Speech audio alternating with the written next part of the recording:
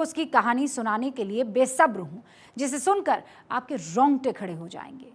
ये कहानी है करगिल युद्ध के हीरो कैप्टन विक्रम बत्रा और कैप्टन अनुज नैयर की। देश के दोनों शेर बेटे आज के दिन ही करगिल की रणभूमि में शहीद हो गए थे। पहले कहानी परमवीर कैप्टन विक्रम बत्रा की। उनकी बहादुरी के किस्से आज भी सरहद के उस पार बैठा दुश्मन भी याद करता है। विक्रम बत्रा को चोटी नंबर 4875 पर फतह करने के लिए शेरशाह कोड नेम दिया गया था। आखिर ऐसा क्या था विक्रम बत्रा में जिनका नाम आते ही आंखों में इमोशंस छलकते हैं और चेहरे पर गर्व उतर आता है?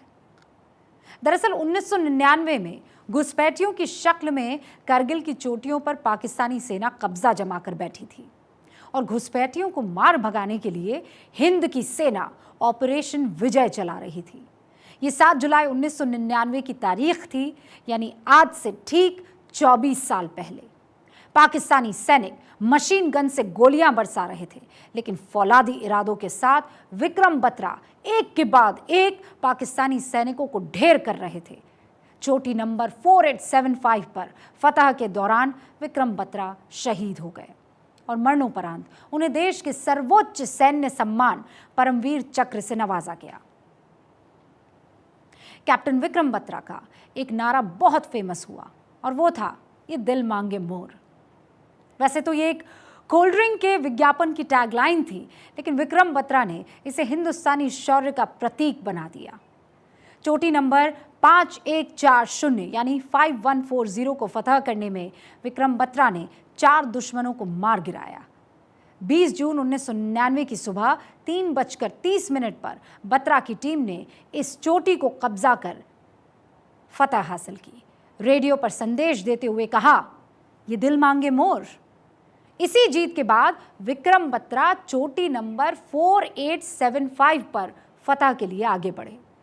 चोटी पर पहुंचना आसान नहीं था, फिर भी आमने सामने की लड़ाई में विक्रम बत्रा ने 5 दुश्मनों को पॉइंट ब्लैंक रेंज से मार गिराया, लेकिन कैप्टन विक्रम को कई गोलियां लगी और वो बुरी तरह से जख्मी हो गए।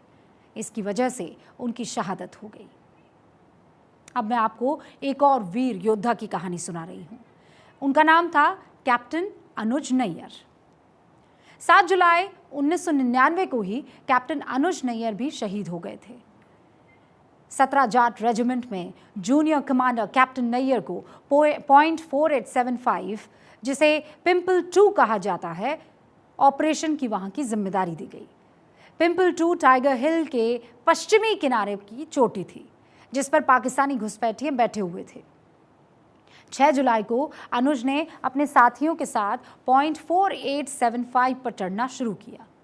इसी बीच ऊपर से पाकिस्तानी सेना ने हमला शुरू कर दिया।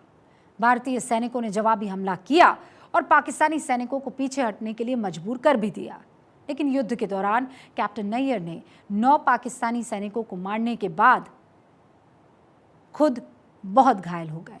3 मशीन गन बंकरों को उन्होंने नष्ट भी कर दिया, लेकिन कैप्टन नैयर की शहादत का वक्त आ गया था। उनकी कंपनी ने 4 में से 3 बंकरों को सफलतापूर्वक ध्वस्त कर दिया और आखिरी बचे बंकर पर हमला शुरू हो गया। इस दौरान दुश्मन का ग्रेनेड सीधे कैप्टन नैयर को लगा और वो बुरी तरह से घायल हो गए, लेकिन इतने पर भी कैप्टन नैयर रुके नहीं। वो अपनी टीम को लीड करते रहे। आखिरी बंकर को खत्म करके ही उन्होंने आखिरी सांस ली।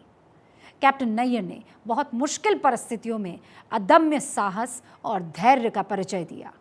कैप्टन अनुज नैयर को उनके असाधारण साहस, अडिग लड़ाई की भावना और सर्वोच्च बलिदान के लिए देश का दूसरा सर्वोच्च वीरता पुरस्कार महावीर चक्र दिया गया। उनका अपने सैनिकों पर इतना गहरा प्रभाव पड़ा कि जाट रेजिमेंट के साथी सिपाही तेजवीर सिंह ने कैप्टन अनुज नैयर के सम्मान में अपने बेटे का नाम अनुज रखा। कहते हैं कैप्टन नैयर अपने साथ पढ़ी अपनी दोस्त टिम्मी से बहुत प्यार करते थे। करगिल में जाने से 2 महीने पहले ही दोनों की सगाई हुई थी और सितंबर 1999 में दोनों की शादी होने वाली थी। लेकिन सबसे सच्चा और पहला प्यार तो वतन ही होता है और नैयर ने ये बता भी दिया। इन दोनों वीर योद्धाओं को हमारा सलाम। फिलहाल आपसे इजाज़त लेने का